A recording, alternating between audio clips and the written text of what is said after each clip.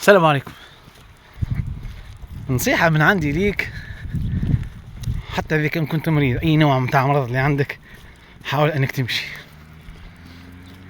عندك مرض القلب امشي، عندك مرض الرويري امشي، عندك كليوي امشي، عندك التهاب المفاصل امشي، عندك هشاشة العظام امشي، عندك نقص النظر امشي.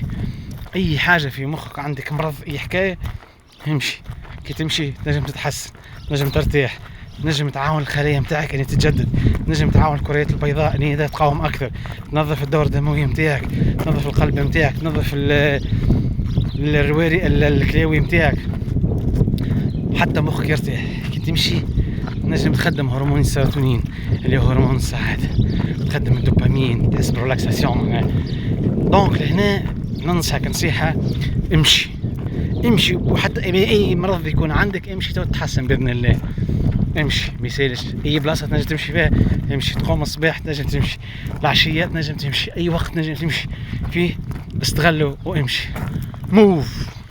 السلام عليكم.